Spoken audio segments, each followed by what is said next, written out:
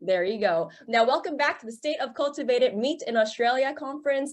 We're now starting with session 2 on the topic of commercialization and cultivated meat. We have yet another wonderful lineup of speakers that will talk to us about product development, consumer acceptance of cultivated meat, and where it stands in the Australian market right now. Just a recap on what is happening now, there will be talks by 3 fantastic speakers, George Peppou, yes, I got that right, Susie O'Neill and Diana Bogueva, who will be joining us later to talk to us about the commercialization of cultivated meat. Yes. And then there will be a panel discussion and a Q&A right after that. However, there was a slight change in the schedule as our first speaker, George, cannot stay for the panel discussion. So we will be taking questions for 5 to 10 minutes right after his talk. So feel free to start putting in your questions right now. So without further ado, let me introduce you George Peppou, who is the co-founder and CEO of VOW, a startup that aims to use cultivated meat technology to create meat that is better than the meat we eat today, creating the tantalizing and unique culinary experiences.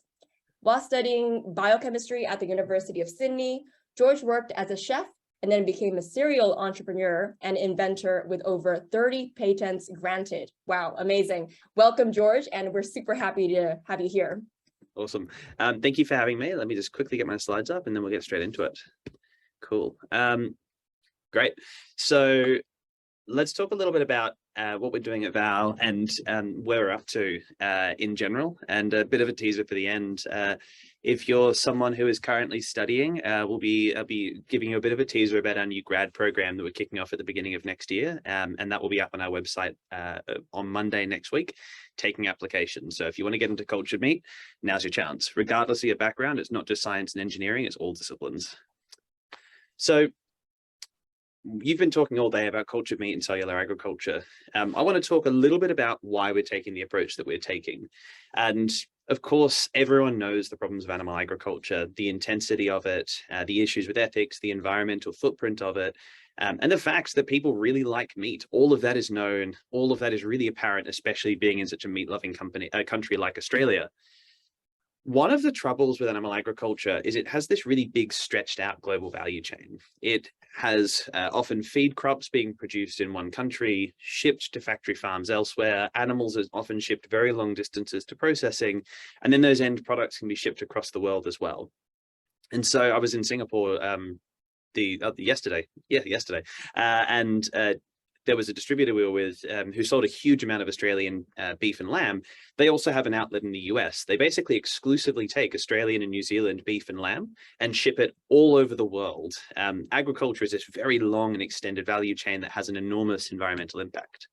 And so in a perfect world, instead of that long and stretched out value chain, what we'd love to have is some really ultra efficient way of making meat, something which is a really simple process where you take in very primitive raw ingredients and turn them all the way into that value added product, and doing so right near where humans consume it. We don't want to be making food in Australia and then shipping it to the US and Europe.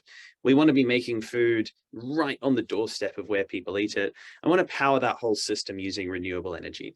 That's the dream. That's kind of the perfect analog and shape of the type of industry that we'd like to create meat with. But then that kind of raises a question. It's like, all right, if the goal is we want to make meat, let's think about, why is meat so damn good? Why is it something that, even though we're aware of all of the problems, even though most of my meat eating friends know just how damaging it is, they still treat themselves to a steak every once in a while? And I asked this, I was with this meat expert from a company called Motive Foodworks the other week. And I was like, hey, I've been claiming for a long time that we don't understand why meat is so good. And he goes, oh yeah, that's absolutely right. I've been studying meat for 20 years. Still no clue what makes it so good. We just know it's complicated and there's several hundred things that are involved, several hundred molecules and the right complements. And so that's basically it. It's like, we just know meat is tasty because it's really, really complex. And so then looking through the lens of, well, how do we make meat? How else can we make meat that isn't using animals? There's kind of two other options other than cultured meat. There's using plant-based meat, which is taking existing crops and turning them into sort of simulations or facsimiles of meat, but just doesn't have that complement of molecules that animal cells do. And then there's this other world around precision fermentation of producing a single molecule at a time, like the Heme and Impossibles burger, which is available in Australia, or the whey protein in Perfect Day's ice cream and milk, which is available in the US and Singapore. That works really well when there's one molecule that confers a lot of the function of that food. But in the case of meat, there's several hundred. And so the complexity of building up a supply chain where you're producing several hundred molecules in different strains just becomes unmanageable. And so that basically just leaves us with cultured meat. So we kind of have to make this work. It's kind of our obligation to make sure that cultured meat can scale, get the cost down, and become successful, because there's no other way to reach this kind of nirvana end state of how we produce food. So cultured meat does tick all these boxes I went through right at the beginning. Otherwise, I wouldn't be building a company around it. And so I want to talk a little bit about our approach and why we're doing what on the surface seems like kind of a crazy way to try to solve this problem. We believe there's two big steps to changing behavior at scale. The first one is making sure that people choose an alternative product. And the second one is, of course, the economics of that. It needs to be cheap enough that it can be eaten every day. If we look at any category of invention or creation from any industry, change is always precipitated by doing something new that can meet an unmet need. Going back to the 1880s, early 1900s, there was a lot of concerns around the ethics of horses for transport. All of those problems were solved and disappeared over the course of just a couple of decades, not because of successful advocacy, not because of low cruelty horses being available, but because cars came out and they could do things that horses can't. The same is true of packaged food. The same is true of the iPhone, of email, of pick any technology. Every single new technology does something different the previous version couldn't, which makes the focus of the alternative protein world all the stranger. There's this idea that this time it's different. Meat is different. People have been eating beef, chicken, and pork for centuries, so they're never going to change. So all we're going to do is make things that already exist. And literally billions of dollars have been bet on this idea. Just between Impossible, Beyond, and V2, more than $2.5 billion has been bet on the idea that if you can make a beef burger just like a beef burger, consumers will eat that instead. And so there's all of this great growth. There was, reports of 40+% growth in the plant-based category in the US between 2019 and 2020, but that has flatlined and is declining now. There was all these reports of the animals that were being saved by these burgers. But the reality is, for all of that growth, we end up with this red line down here. The total dollar growth of plant-based meat has been eclipsed by more than 10 times the dollar growth in animal-based meat over the same period. So just making something which is kind of like a beef burger doesn't stop anyone eating a beef burger. And the crazy part about this in the world of cultured meat and cellular agriculture is every single company is following this same strategy and this same playbook. Taking the cells of one particular animal, like chicken, the most consumed meat on the planet, and turning those into products that come from chicken today. This is really, really hard in many, many different ways, because you're only accessing a tiny fraction of the biology on Earth. You now have to make chicken cells work and grow at scales and densities that can satisfy food production. And you're trying to trick experts in chicken into believing that your new version of this food is the thing that they know intimately. I was joking with someone this morning. It's like, if I started a company and said, I'm going to make Swiss watches, but I'm going to do it in Australia and I'm going to use robots and I'm going to sell them to Swiss watch collectors, everyone would think I'm completely insane. It's like, well, they know every detail about the watches. They know the provenance, they know the makers, they know the story, they know the mechanics. How do you expect to just trick them into believing your imitation is the same thing? And yet that is the strategy that every single alternative protein company is taking, trying to trick the experts into believing the new version is the same as the thing that already exists. The other challenge on this is economic. Is the price of chicken has been very stable up until the recent inflation for a very long time, and it is very, very, very cheap. It's in the single-digit dollars per kilo. Even now with inflation, it's around $5 per kilo wholesale. It is a very, very cheap product.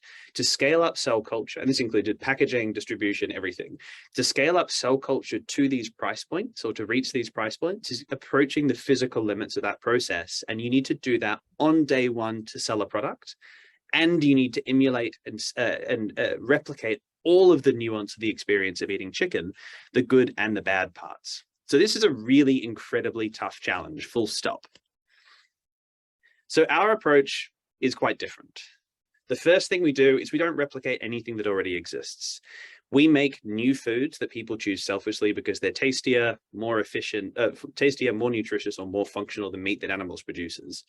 And then we, and from the economic side, is we just make what is easy to make with cultured meat, both in terms of the biology that we access, having built up this library of cells from a range of species, and the products that we make from those. We basically grow what is easy to grow and turn it into foods that are delicious and desirable, that are easy to produce with cultured meat technology. We avoid a lot of the product development challenges of trying to replicate things that already exist, and we sell those as brands.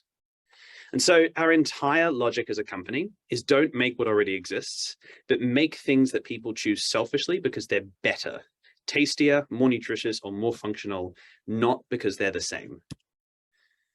And so our belief here is that beef, chicken, and pork are going to be obsolete soon. These are animals that we've been eating for millennia, not because they came from an exhaustive search of the tastiest animals on the planet, but because they just kind of wandered into our villages and met the criteria for domestication.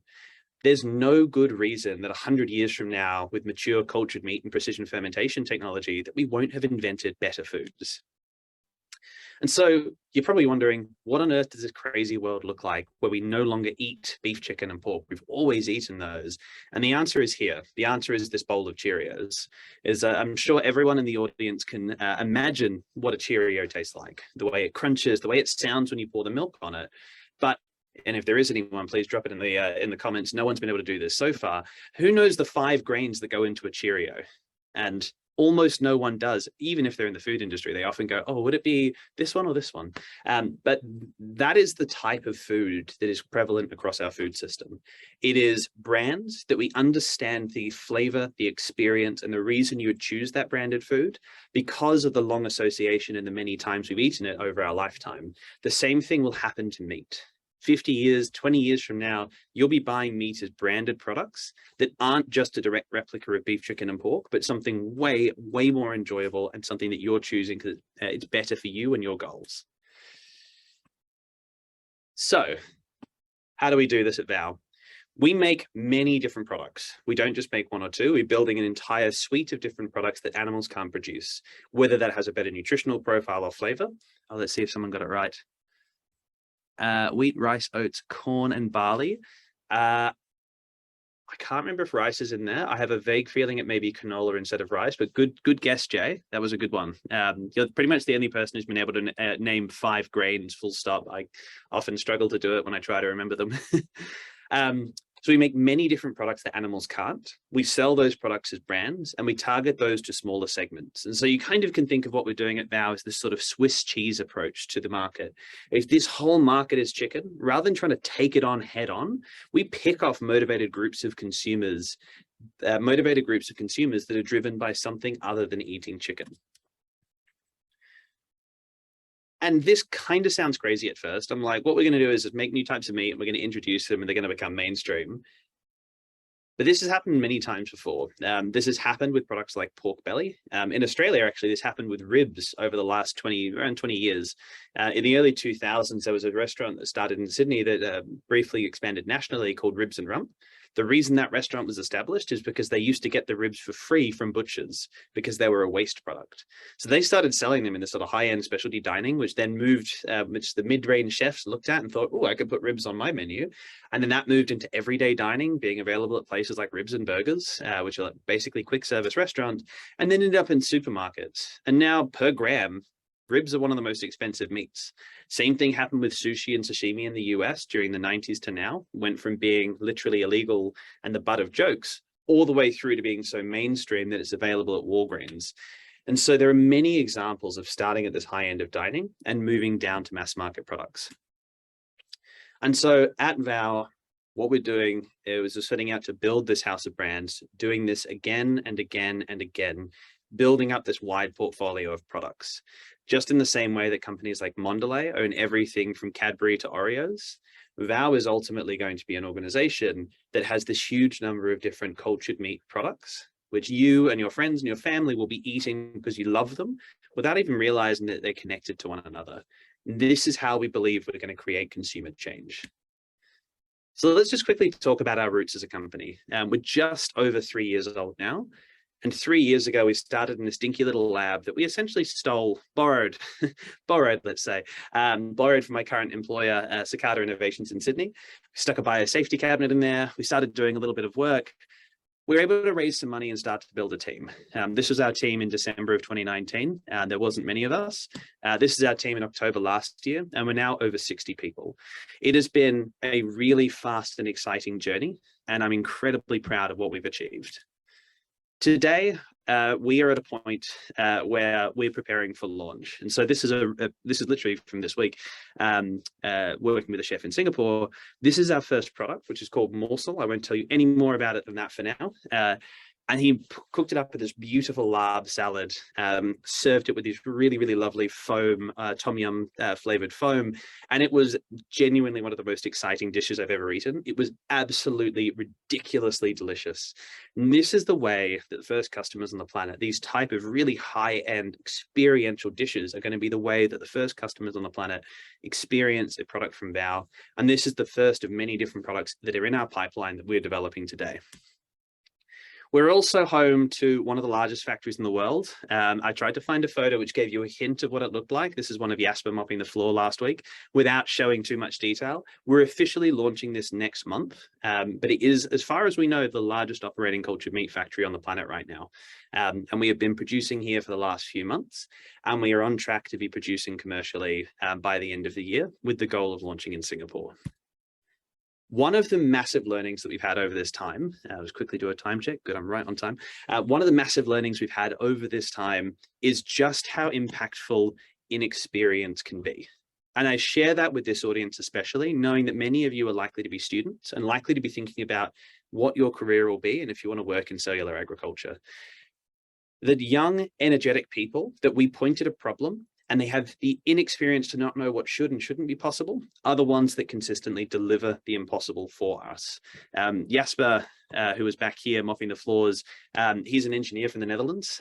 He's responsible for our supply chain. He's a recent graduate engineer, and he's responsible for procuring all of the inputs and all of the consumables that we require to operate Factory One, not because he's a supply chain person, not because he's ever negotiated massive multi-million-dollar contracts, but just because he has no idea what should and shouldn't happen. And he just is able to build incredible relationships and make incredible things happen at the speed of light.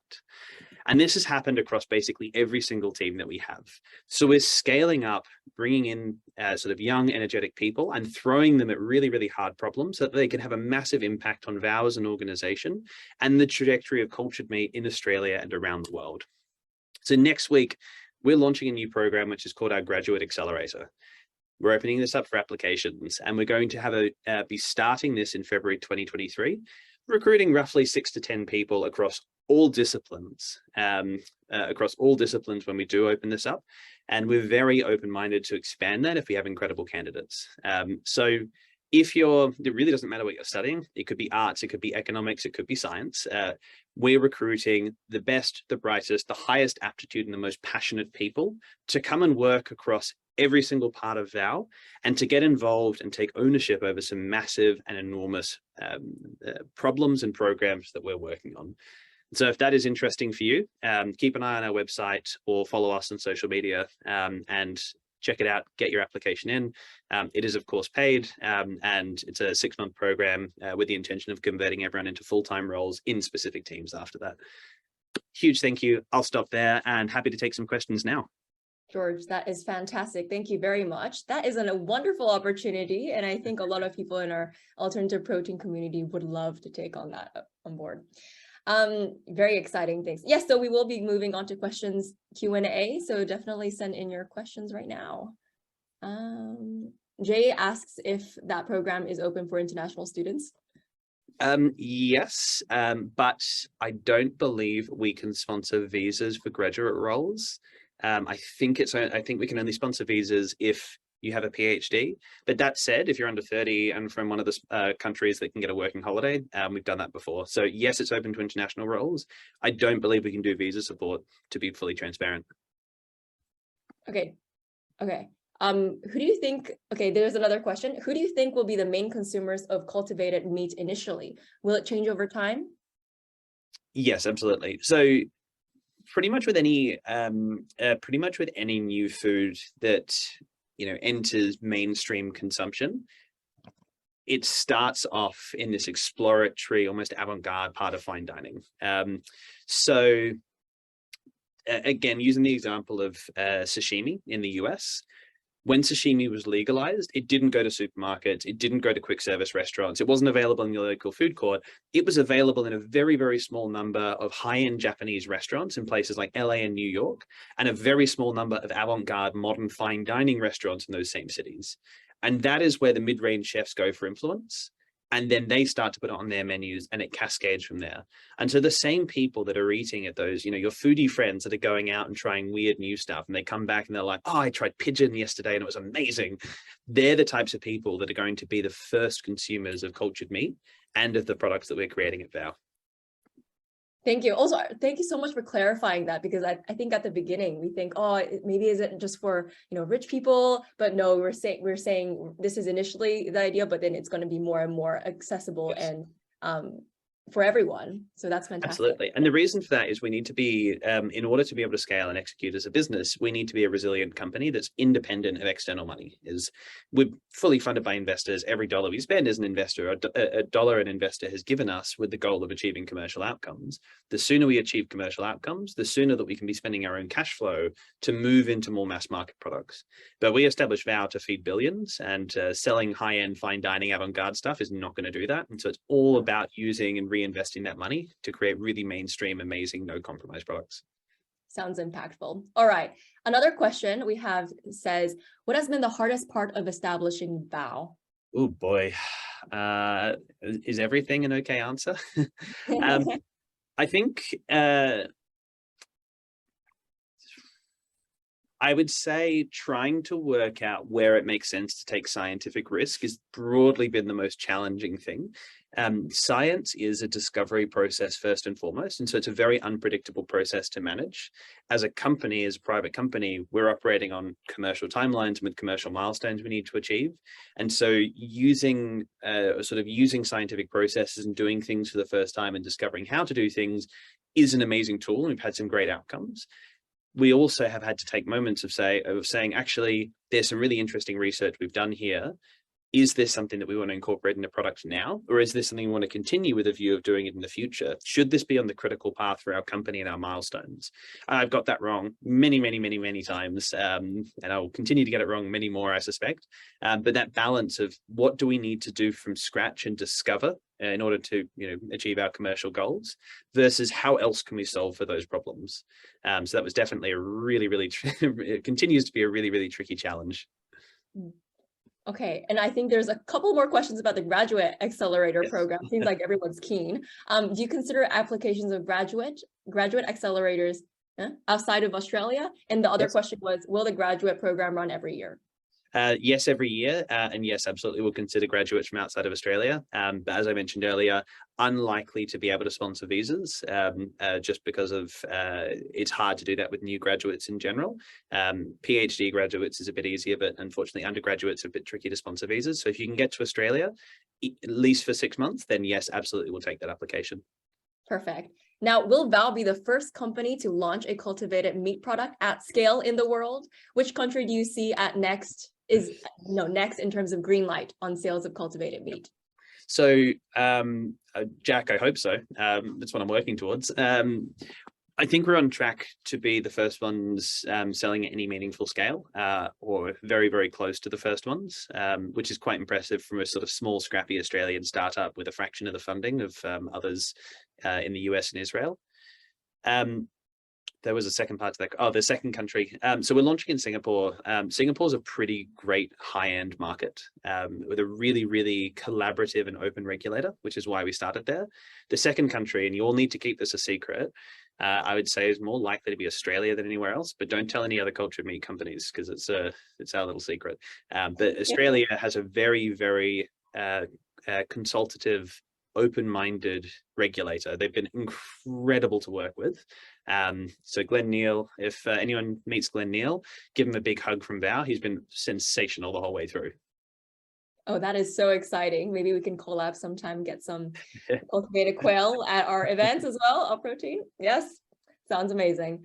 Jay asks, how is VOW planning to move with precision fermentation and sustainable media for its products and innovations? I think that'll be our last question, by the way. Absolutely. So Jay, we don't intend to use precision fermentation ourselves for anything.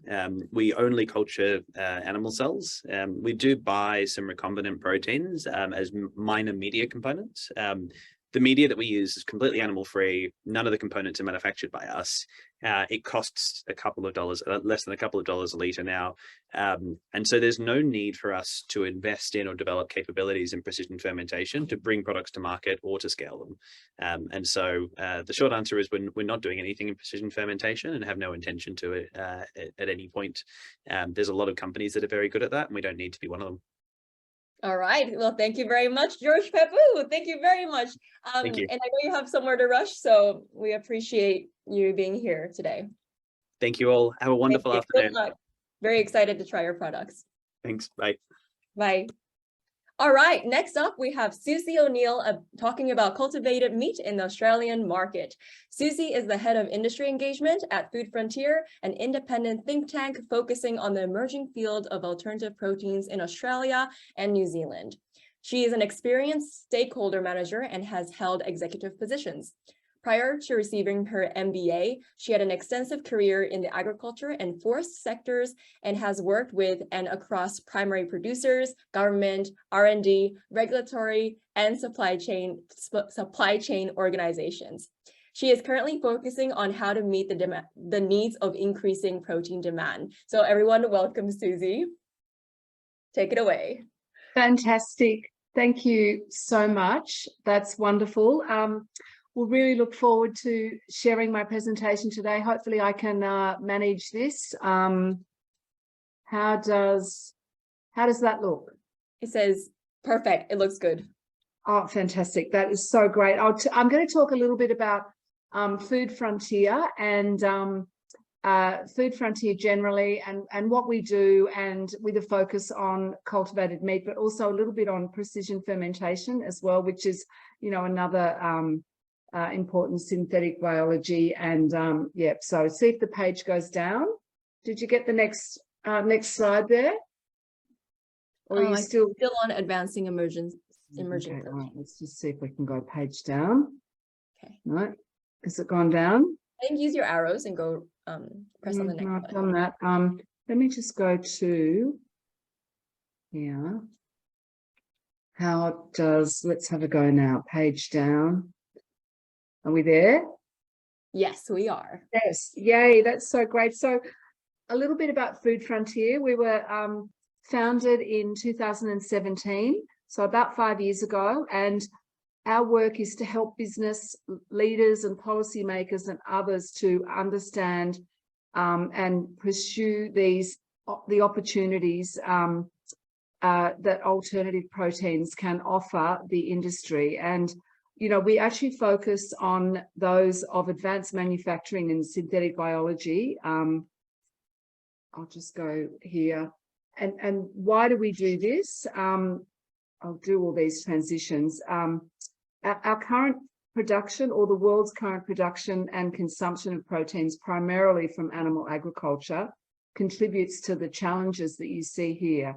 And so by diversifying our supply chain with our supply with nutritious and more sustainable options, it's the key to solving the public health, environmental, and the food security challenges that we currently have. And I'll touch a little bit more on food security a bit later on. But I think the thing to say is there is no silver bullet.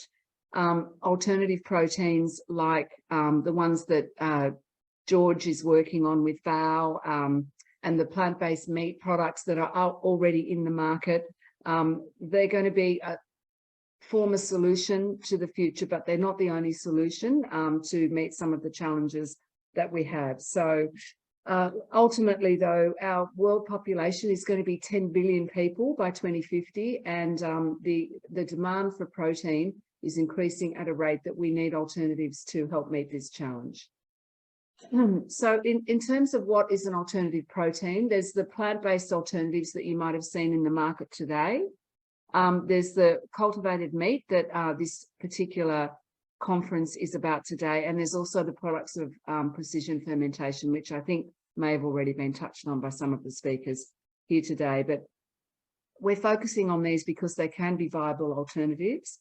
And there's also opportunities for Australian producers in this mix, where we have farmers who are growing pulse crops and wheat, which the proteins from these plant crops that have been grown in Australia now. There's opportunities to value add along the entire supply chain and to participate and to build value for all the players in the market towards producing these alternate protein foods. That one change? No? Okay. Yep, it's changing now. Oh, great. Fantastic. So our area of focus is to be a lead educator and facilitator in alternative proteins in our region.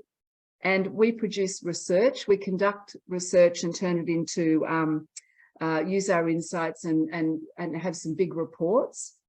We engage with the industry players directly. So whether we're talking about manufacturers or plant breeders, people like George, other companies, governments, and policymakers. We host events, and we had our first Alternative Proteins, Old Proteins 22 conference in May this year, which was one of the first conferences of its type, where we had an in-person event and all the leading speakers identifying all the issues across the industry. So this is a little snapshot of some of the kind of events that Food Frontier hosts to bring the stakeholders together to advance the industry. And now, when it comes to cultivated meat and precision fermentation, in 2018 there was one company in Australia, and today there are 9. And you can see I've grouped them there with cultivated meat and ingredients manufacturers in the top. And on the bottom right-hand side, there's the precision fermentation milk and other dairy products, and it's Australia, New Zealand. Daisy Lab is a New Zealand company, and they're based around Australia. The industry is growing quickly, and the next 12 to 18 months, I think we're going to see more organisations starting up in Australia. So it's fantastic that's all happening. And which organisations are, there's also many research projects happening across the country, including the University of Melbourne for emerging protein technologies. I'll just move on from that one. But it's great to see that academic institutions are conducting research in the field. And in terms of the industry, there's a lot of investment and development in emerging proteins here in Australia. So just in the last 12 months, that's some of the investment and capital raising that's taken place. And George's cultivated alpaca. That's some beautiful food imagery that VOW have developed, and I just couldn't believe how yummy those dumplings look that they're looking at launching in Singapore. One thing we know about consumers is that, consumers' taste is the most important factor. Taste is the second most important factor, and taste is the third most important factor for foods to be adopted and enjoyed by consumers. So what's in a name? We Food Frontier, there hasn't been a lot of a lot of consumer research conducted about cultivated meat, because it's still some way from the market, with one exception, which I'll get onto. But we can make general points around consumer acceptance of cultivated meat, and generally the more information that consumers are provided with from a research study that explains how it is produced, the more likely their response is to be positive towards these foods. And we know that building a narrative around these products how they're produced and what they're made of will be a significant piece of work that manufacturers have to do to successfully bring them to the market. The Good Food Institute in the US partnered with Matson, a US independent food innovation firm, which has refined and tested the best names for cell-grown meat for general consumer acceptance and industry use. And lab-grown, for example, or fake meat is not a suitable term. We know that obviously the initial research might be done in the lab, but the final products will be produced at scale in bioreactors and cultivators. And the current research shows that the term cultivated meat is the most favoured and the most likely to drive consumer intent to purchase. So it's probably the most widely used term today, and hopefully, you know, it's easy to see that a cultivator is where it's produced, and cultivation is the process of manufacturing it, but cultivated is a logical word to describe the final product. So look, there's more work that's being done on consumer acceptance, and you know, consumer acceptance and regulatory approvals remain unknown in many geographies at this time, but I'll talk about that in a little more detail later on. So what role can governments play in building acceptance for cellular agriculture? We see significant funding and support in emerging proteins from countries around the world into the R&D, consumer education, and helping individual companies scale. So there's, just looking at the list of them there, it's important to remember that private investment at this point far outstrips public investment, but where governments are investing and making public investment in building capacity and building consumer acceptance is where we'll see the first countries successfully introducing products like cultivated meat. And for example, in Israel, the public and government support and advocacy has been terrific, as it has been in countries like Singapore. So for example, Israel, there's they want to get the first mover advantage. Israel, Singapore, Qatar, and some other countries have a real need for food security, where they don't produce, they import a lot of their food. So there's a real imperative to look at new ways of producing food, not importing it. So in 2020, Israeli Prime Minister Benjamin Netanyahu actually tasted cultivated meat and said he really wants to have sales of this product in his country.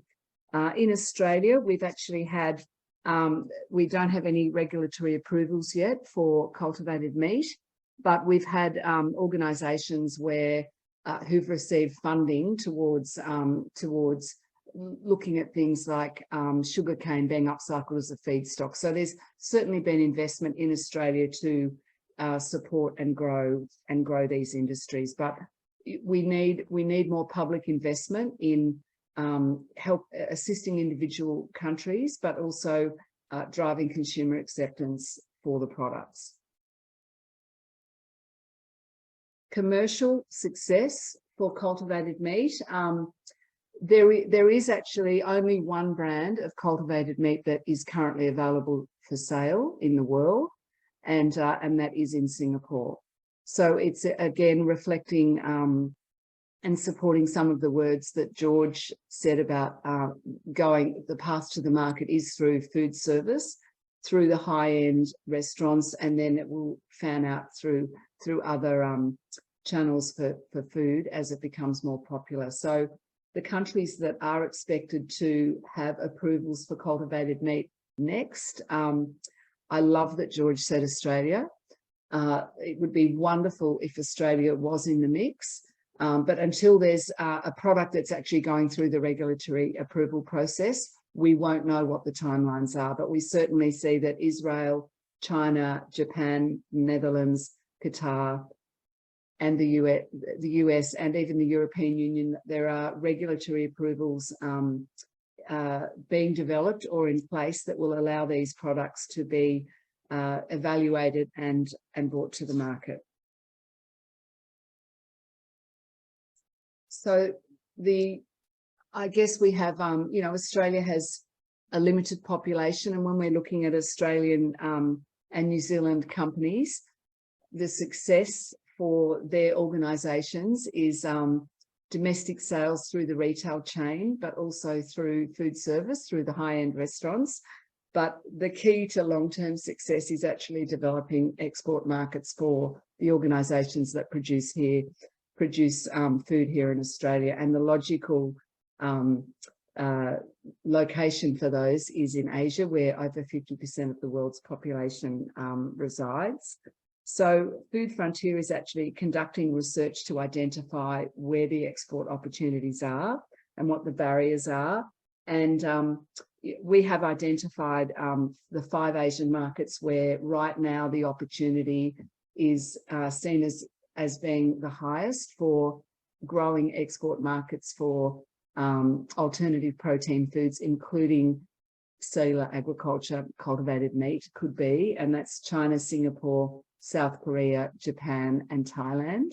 And the research that we're conducting will look at plant-based meat, precision fermentation, and cultivated meat for, you know, what product formats consumers would like.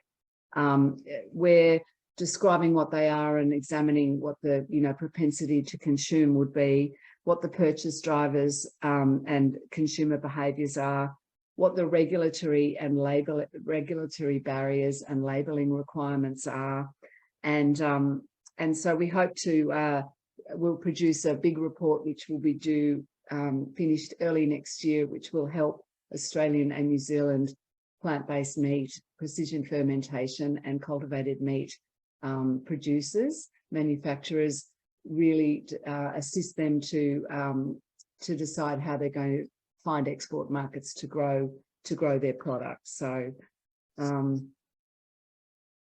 that's it from me. If there's any questions, I'd love to take them, and I hope I've given you a little taste of not only cultivated meat, but opportunities for organisations who are in alternate proteins in this growing category for a new protein supply in Australia and New Zealand.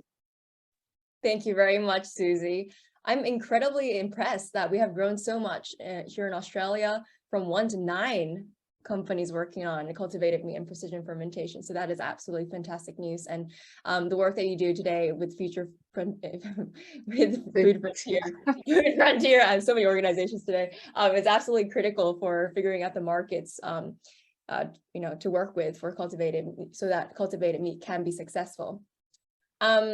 Thank you very much. I should also add that we have a monthly newsletter you can sign up for, and one of the segments in it is who's hiring, and there are so many jobs in this field. They are crying out, and you know, it's very exciting that VOWS has their grad program, but this industry is exciting and it's employing people, and there's all sorts of roles going. And you know, if you are into innovation and food innovation and synthetic biology, there is a lot of opportunity for you.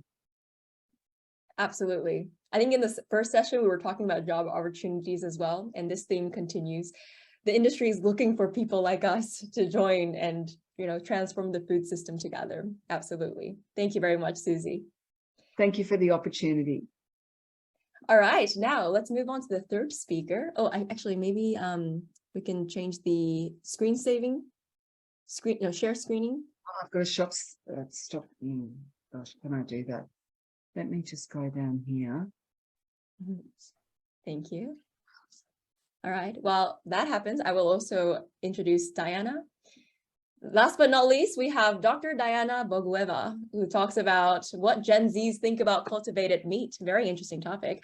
Diana is an interdisciplinary researcher with varied interests in food consumption issues related to global consequences of human nutritional habits, especially global meat consumption, alternative proteins, Gen Z, novel food processing technologies, behavioral and attitudinal change, environmental sustainability, and food harmonization. She has a PhD in humanities, specialized in food sustainability from Curtin University, Australia. Currently, she is a center manager of the Center for Advanced Food Engineering at the University of Sydney and a research fellow with Curtin University Sustainability Policy Institute, which is CUSP. So thank you, Diana. Take it over.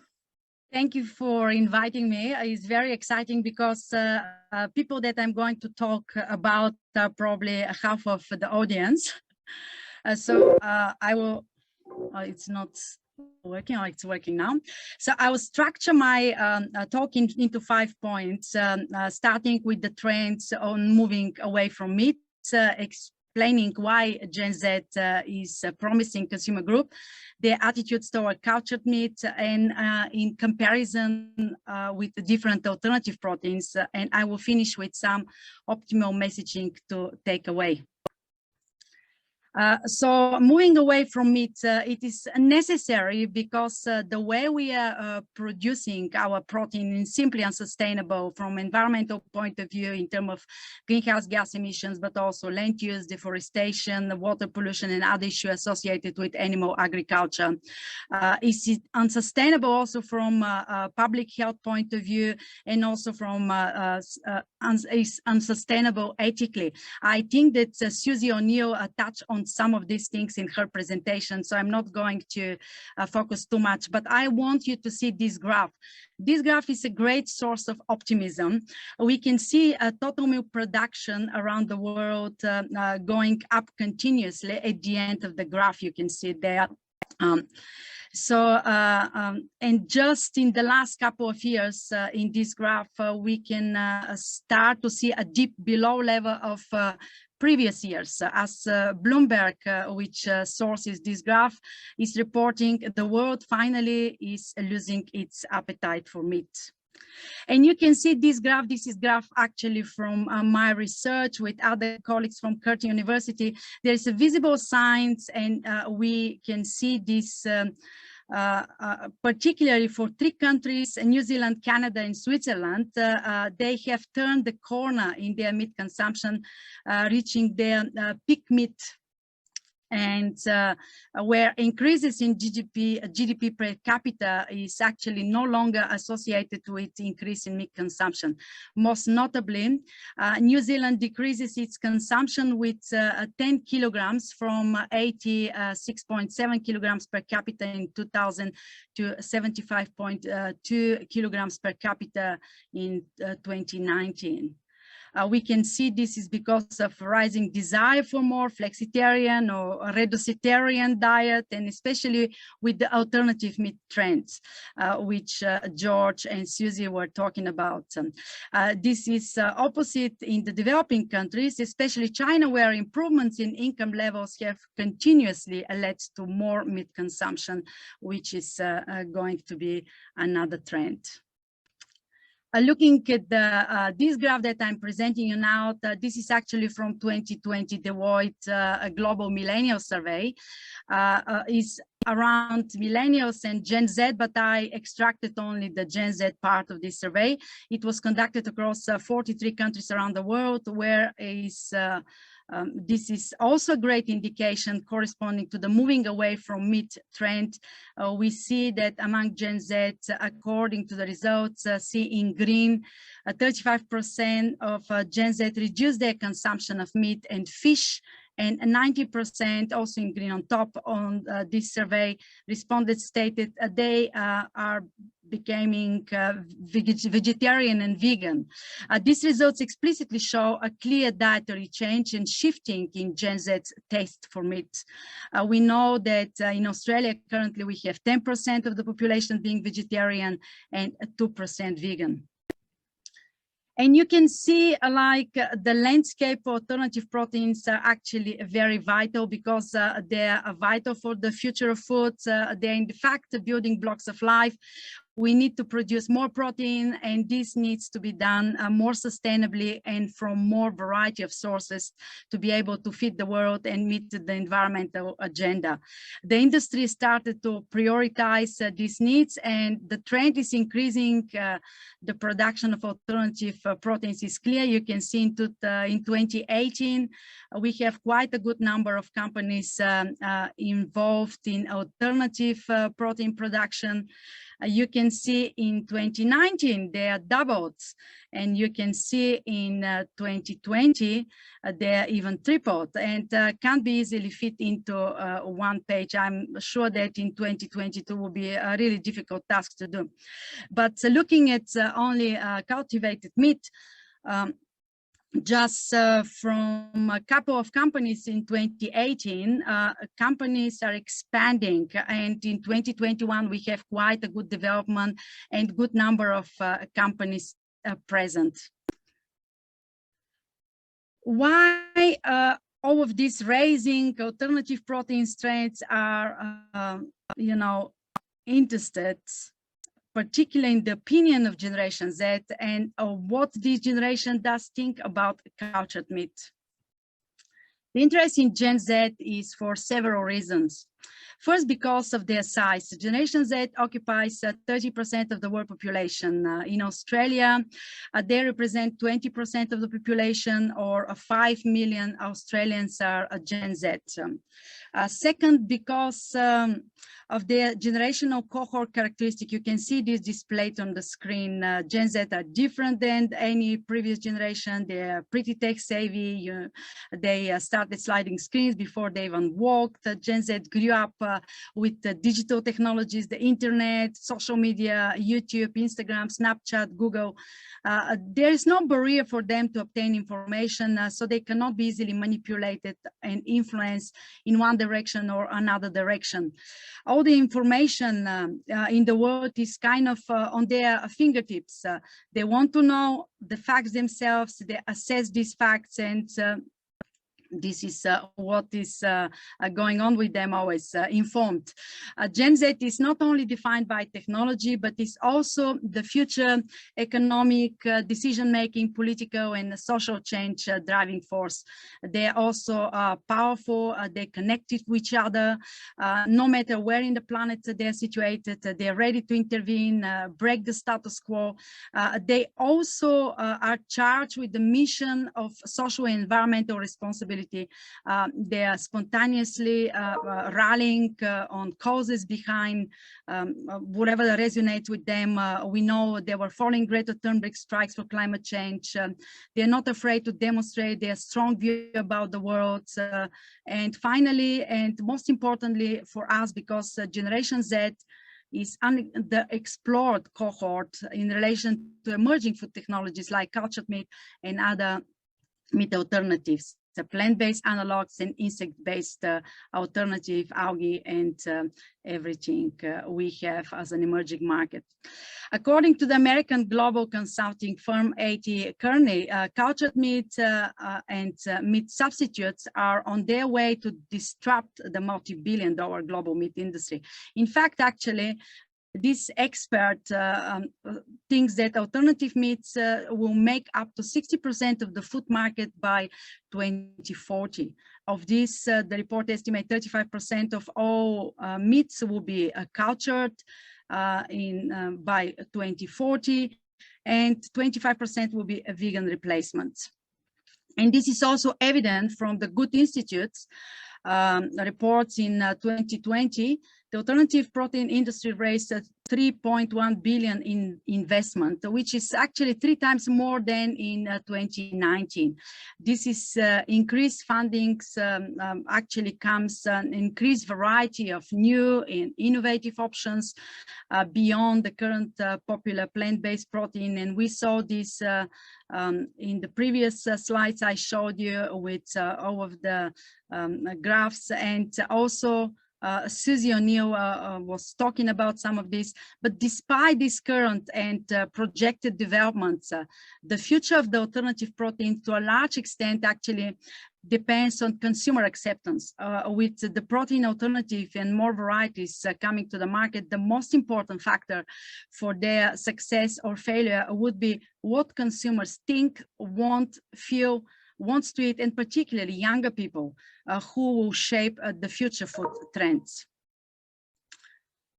And we conducted actually an exploratory mixed quantitative and qualitative survey-based study in Sydney, Australia in 2020 with 230 Generation Z consumers 18 to 25 years old, aiming actually to examine their opinions, perception, acceptance, and preferences about alternative protein, and in particular cultured meats, and also in comparison with other alternatives such as edible insects and plant-based alternatives. Our objectives actually were to develop a first-hand understanding about explicit expectations that excite and affects Generation Z about cultured meat, and in comparison with this other novel alternative protein that I just mentioned.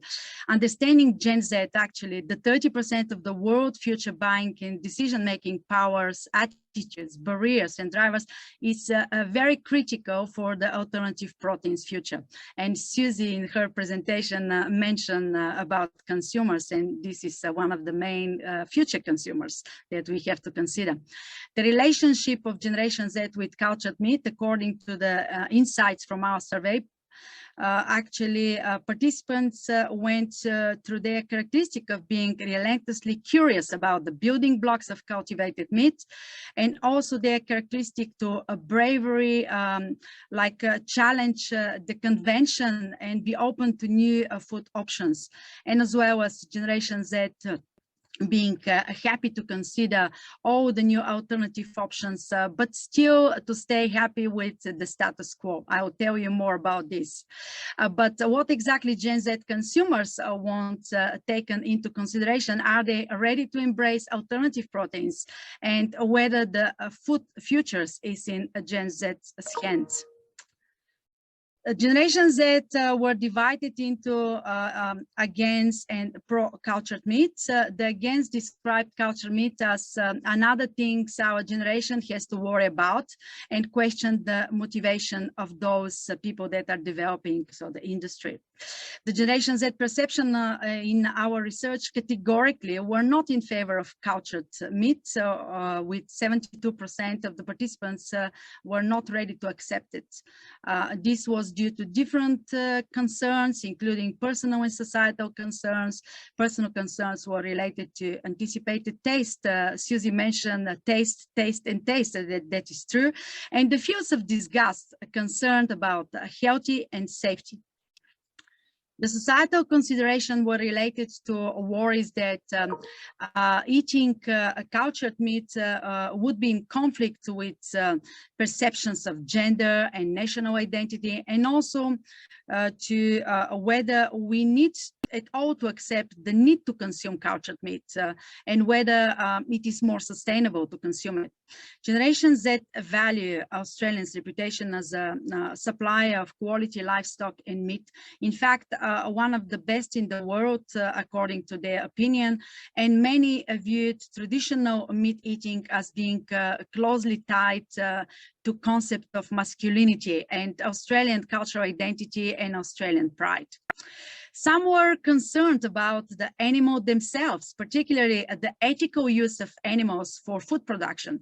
They spoke about the permission of the cow to use its stem cells being really unethical and painful, taken without the animal's permission. We know that Generation Z is very high on ethical animal welfare, so this is an implication of their connection with this trend. Other Gen Z participants saw cultured meat as a conspiracy orchestrated story by rich and powerful, and were determined not to be convinced to consume it. Several participants were also unsure whether cultured meat was an environmentally sustainable options, described by several respondents as potentially resource consuming and not being environmentally friendly. But there were also, despite the predominantly negative perception, cultured meat was acceptable options to 28% of our study Gen Z participants, who were saying we'll accept it if we can master it. And this will be potentially actually a new form of protein for the future food security, and maybe our only chance to feed the growing humanity.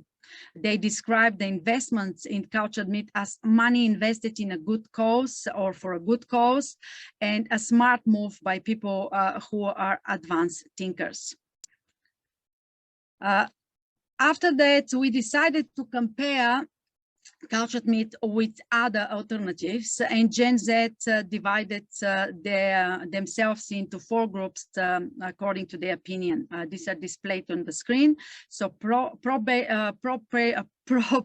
plant-based alternatives against cultured meat and edible insect, pro-insect against cultured meat, against all alternatives, including cultured meat, and against all new alternatives, but favor of traditional vegetarian diet.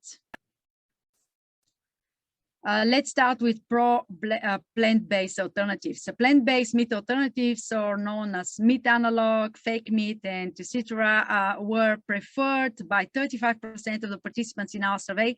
When comparing with other alternative proteins, Gen Z participants refused the cultured meat and edible insect, but accepted plant-based substitute as more natural and more normal options. Similar attitudes was actually expressed in favor of insects from 9% of our study participants, finding insects more natural and traditional, as they are still eaten safely by many people in the world, which is true, as according to the United Nations Food and Agriculture Organization, 2 billion people currently consume 2,000 species of insect as part of their regular daily diet. They express the opinion that food innovations like cultured meat can try to change the meat industry to disrupt it, as I mentioned earlier, but these options can't easily change the consumers who prefer natural stuff. 17% of our Gen Z participants rejected all alternatives because they perceive too chemically produced or heavily processed, and not what our generation needs. Some of the participants considered the conventional meat alternatives, the cultured meat alternatives as a Frankenstein food. And finally, our last identified 4 groups of 11% of our study Generation Z participants were against all alternatives, but in favor of increased consumption of real fruit and vegetables. This Generation Z, similarly to one I have already mentioned, that respect the Australian meat being one among the best in the world, are looking more to be flexitarian or reducitarian, complementing their reduced meat quantity with fruit and vegetables than consuming cultured meat or any other alternative. On to the last section, I promise to conclude my talk with some optimal messaging to take home from the research that I'm presenting. Before going, before actually doing that, let me say what Generation Z said that could make them embrace meat alternatives, including cultured meat.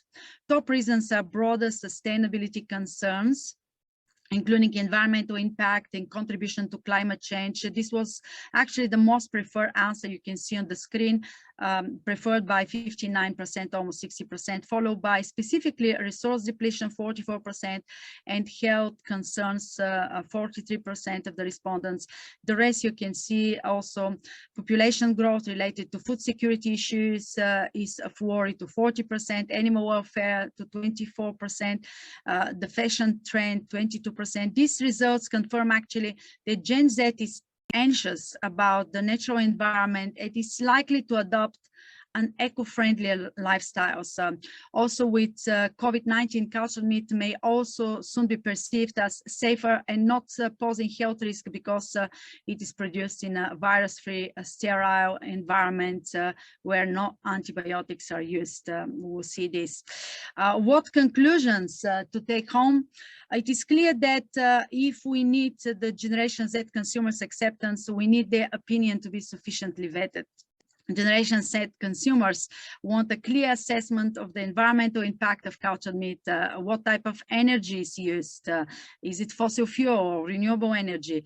And the amount of energy used. Generation Z consumer also wants to be clear about the benefits of cultured meat and also other alternative proteins offered on the market. So Susie was pretty spot on in her saying that we need this to be find out what exactly the consumers want.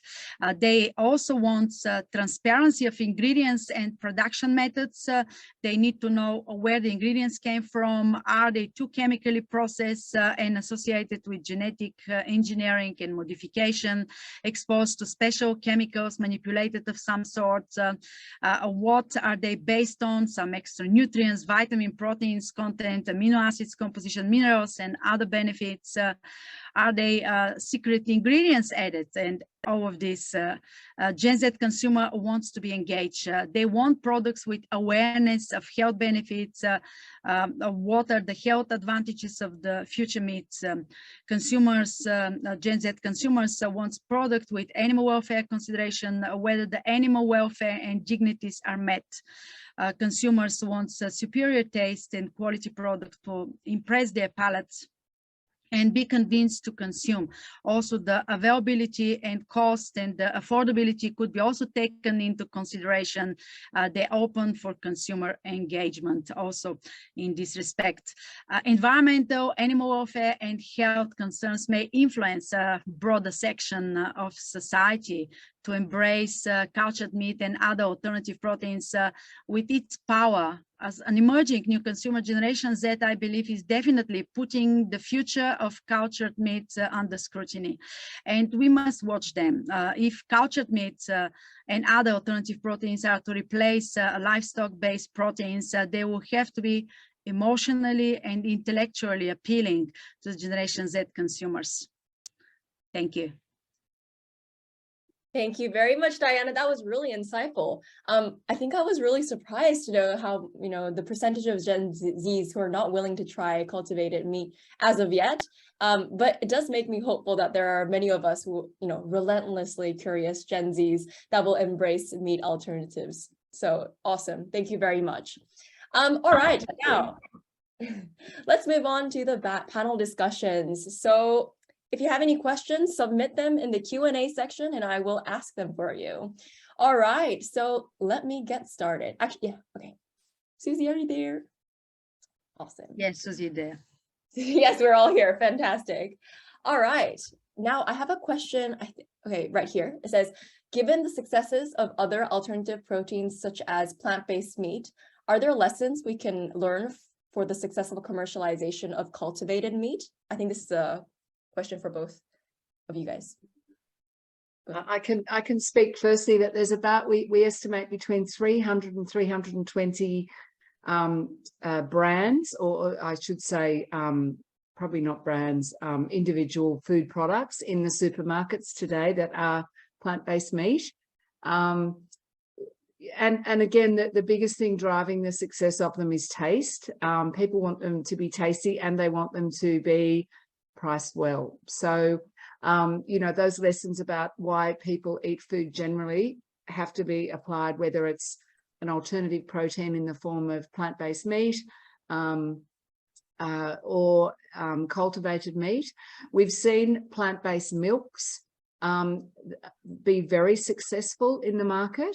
I read something the other day now that about 30 or 35% of the total milk sold is now plant-based, and in coffee shops it's nearly 50%. So again, it's meeting consumer needs in terms of taste and difference, and maybe that's linked a little bit to a perception of lactose intolerance from cow's milk. But I think giving these products have to be tasty, and consumers have to feel that they're safe to eat, and that that they taste good and they're safe to eat, and then they'll consider all those other drivers which are very real about sustainability and animal welfare and things like that.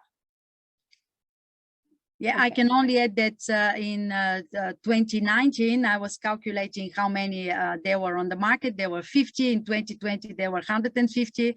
I mean, Australian market. And Susie is right. Now they are booming, like lots of alternatives to try. And still, consumer perception is all about taste, and we have to consider not only the taste, but the texture and the appealing as well, because this will be probably new things that we also need to overcome to have exactly the same feeling of mouthfulness, what usually flexitarian consumers want, these people that wants to reduce their consumption of meat for sustainability or animal welfare or any other reasons or health reasons. Yeah, thank you very much. Someone asked, this is for Diana, do you think you'll repeat this study with other populations, or are there studies that have done this already? If the latter, what were the results? So at the moment, we are working on a big study with Generation Z, which is among 32 countries around the world. And these results are going to be ready. Actually, we conducted a survey, but still working on the results. This is going to be ready by the end of the year. We are working on this, but this is only predominantly with Gen Z. I'm working also together with some colleagues from Europe on multi-generational study, and I can say that my preliminary kind of findings are like that the most opposing of alternative proteins probably will be Generation X and Gen Z as well. But I think that there's a relationship between these two generations, because predominantly the parents of Gen Z are Gen X. So Gen X, they prefer more kind of traditional food, more like whole grain, they to cook their stuff, they to know what they're eating, not to be so kind of adventurous. I was thinking that boomer will be an issue, but the generation of boomers are not,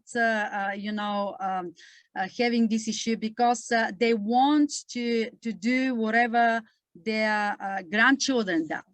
So whatever they do, like the majority of the boomers' grandchildren are millennials. Millennials are pretty oriented with health messages, nutritional consumption, flexitarianism, reduction of for environmental reasons and everything. So I think that there is some kind of trend, but it's still like a lot to be researched. And this is just a little bit of what I can share right now. Thank you, Diana. That would be very interesting to hear as well. All right, we got another question from Felipe Perez. The downward trend of meat consumption in young people may have farmers a bit worried about how they farm. What role can they play in cultivated meat, or will there be significant changes in farming practices? This is to Susie. That's a very big question. I guess if we look at the trends of increasing protein and meat consumption in some countries as wealth increases, and we look at overall population growth, we know the world's heading towards 10 billion people. Farmers don't have to worry about their industry going away for the foreseeable future, that's for sure. Also, a lot of farmers, they might raise livestock, but also they're growing crops, and the opportunities for them are to provide protein from their crops to go into plant-based meat and things like that, or even, upcycling for feedstock for fermentation, things like that. So I don't think traditional farmers, a lot of them are working towards better farming practices, but the demand for meat and, particularly in Australia, where all our food production is seen as high quality, I don't think it's going away, but I think people want alternatives, and we want continued innovation in this field. So plant-based meat is the big area for growth for grain and legume growers. And if I can only add something, farmers actually will need 70% more land to produce all of this food that we will need to feed these coming 10 billion people. So basically, they will need another planet, and we don't have a second planet to populate. So basically, we have to start thinking of producing something more from less. So basically, we need other alternatives. So as Susie said, farmers will have their job, they will continue producing, and they'll be also, you know, a primary choice of many consumers. But both trends will, in my opinion, will actually live together. So. Agree. Thank you for that. That's amazing. Okay, I think this is a question for Food Frontier. So they're wondering, you know, you're seeing Australia and New Zealand market growing, you know, the market's growing so quickly. How do you think the regulation will pan out from the government side? Look, I would love to be as positive as George was. He was incredibly positive, which is wonderful. But you know, where we have products of fermentation or products like cultivated meat, they will be considered novel foods, and we have a regulatory system that regulates for novel foods. And so for SANZ, Food Standards Australia New Zealand is seen as a leading regulator around the world for food safety, and these products will go through the regulatory system. You know, it's hoped that the existing regulatory system is equipped to deal with the novelness of some of these products coming through. You know, I certainly would not dream to predict to say, you know, it's all going to be smooth sailing or not. Until we have some applications going through the system, we won't really know. But, you know, we are well regulated. We have a quality regulator in Australia and New Zealand, and as you should, because regulators, one of their key roles is to give the public confidence in the safety of whatever is being regulated. So I'm optimistic that it will be well regulated, not when it will be available. Yeah. And I think that George actually was referring to the enthusiasm of fazans. So we do have a product that we can put application for, because I personally have spoken with some of the fazans authorities, like people that are working there, and they are very keen to, you know, start moving things forward if we have the right products coming up into the Australian market. This happened after the product of cultured chicken was launched in Singapore. Yes. All right. Okay. Next question. We got it says, some meat companies have diversified to include plant-based meats. Would consumers more likely buy cultivated meat from these companies since they are more well-known or familiar? What do you think? I'm not sure about that. For example, Bogueva chicken, they have a plant-based meat brand called Greens and Goodness, so it's not sold under the same banner. But you know, I think the companies who are doing that, it's a normal innovation strategy where they're looking at how they innovate and add value to their company longer term, and they can see that alternative proteins are a way of providing protein supply into the future. So yeah, look, I'm just trying to think. I guess if it was a really well-known and trusted brand, and they could buy, you can buy McPlant from McDonald's, for example, alongside your Big Mac. McDonald's are certainly backing it. KFC, you know, another quick service restaurant, they've just launched a plant-based bite, a popcorn bite. So they're putting that alongside the chicken that they sell. So the big brands who are diversifying to provide this choice for consumers are certainly showing confidence in the products and in the innovation, in the food innovation that's happening. I would add that if the products are advertised with transparency of the whole process, probably this will add a value for the company that is going to advertise it and promote it as a product to be consumed. Yeah, that's fantastic. I mean, big brands, small brands, everyone's getting on to creating alternative proteins and transforming the food system. So yeah, that's really exciting to hear. All right, we have another question. Okay, I think this is for Diana. What advice would you give Gen Zs to convince older generations to be more open to cultivated meat?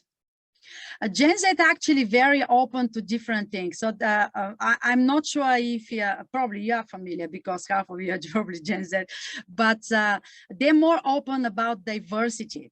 So for them, they don't make difference of if you're a different race or if you're a different gender or if you're different, you know, kind of decision you have in your life to follow and whatever.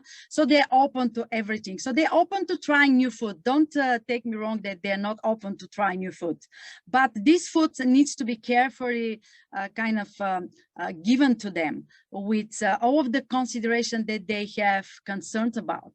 So basically, if the products are done in the right way, they will be convinced. And if they're convinced, their parents and grandparents and everyone that is surrounding them will be convinced in one way or the other way.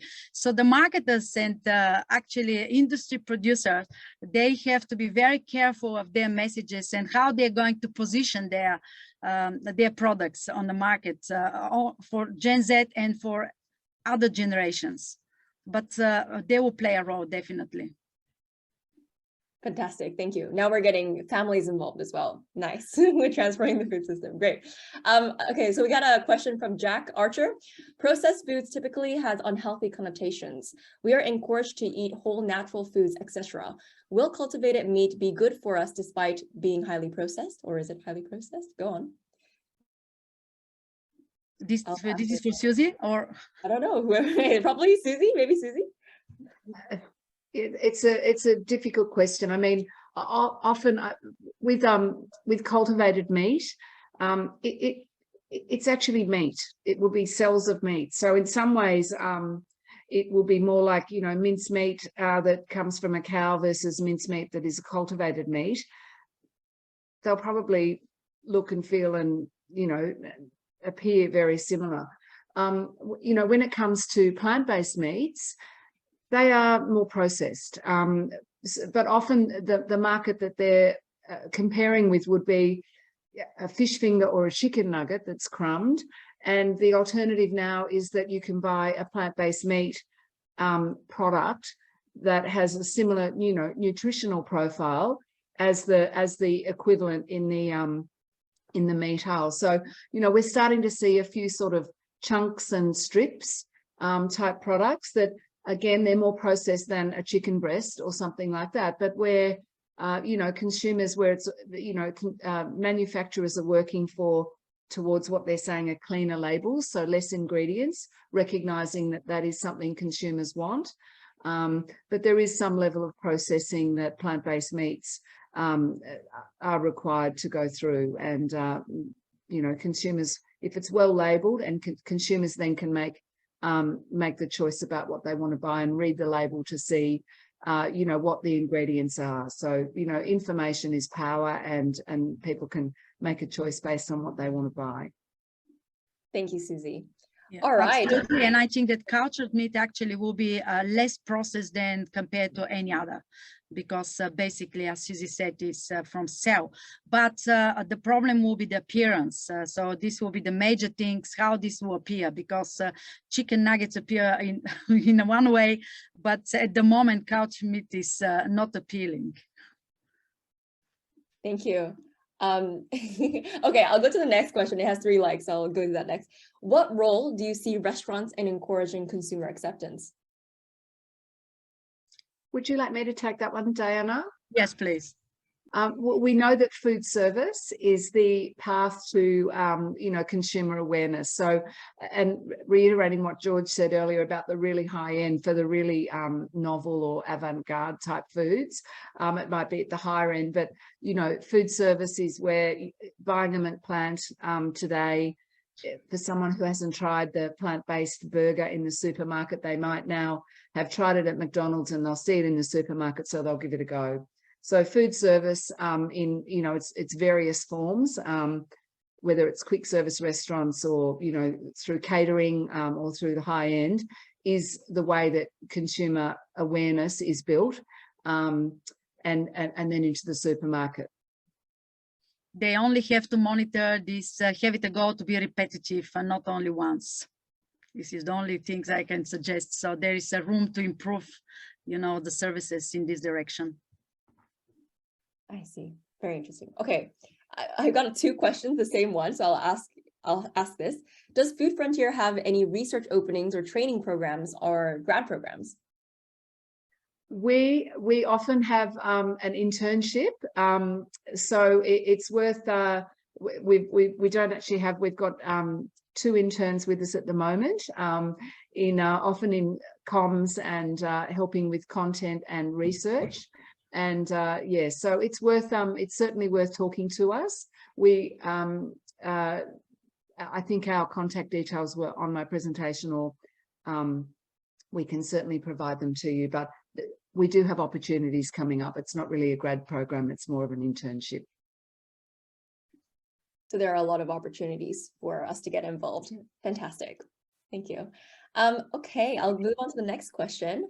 Actually, sorry, I can just interrupt. We did have another program. I've only been with Food Frontier for 3 months, so I'm sort of going on the run a little bit. We certainly had a volunteer program with one organisation where students went out to help photograph plant-based meat in supermarkets for us to build our database about what brands were out there, what the ingredients were, where they were placed in the supermarket. So that's I think there's a new iteration of that occurring right at this moment. So there are actually more opportunities than than just an internship. So if people are interested, they should certainly contact us. You can find us at foodfrontier.org or .com. I think our website was on my presentation.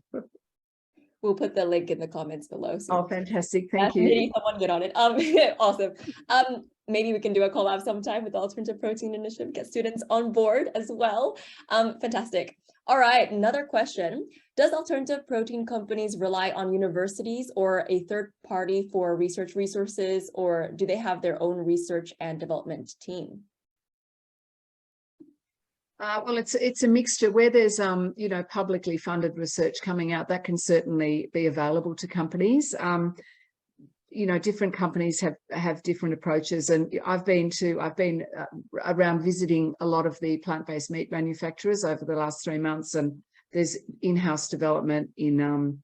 But the basic research might have come in from public institutions. But it's like any other company. There's all sorts of ways that you get your intellectual property. Okay, well, I think that is all the time that we have for this session today. But the panelists, would you like to add any closing remarks? Thank you for the opportunity. It's been really wonderful and wonderful to listen to the other colleagues presenting as well today. Thanks from me as well. And this is a really fascinating world that is going to develop even further. And consumers on board taken is really, really good things to do. Yeah, very excited with where the field is going and when we can get cultivated meat products on our market. So very excited for that. Thank you very much, Diana and Susie, and of course, George, who had to leave a little bit early. Thank you. We wouldn't have been able to do this session without you guys, So thank you very much. Thanks for having us. I might stay and listen on for a little while. Oh, yes, for sure. And also, we do have a networking session at 5 p.m. AEST. This is going to be a casual, conference debrief session. So if you are interested and you can't make other sessions, definitely check it out at 5 p.m. Until then, we will have a little break, and the next session will start around 3 p.m. talking about the future landscape of cultivated meat in Australia. So make sure you tune into that. Thank you very much, everyone, and hopefully we'll see you then.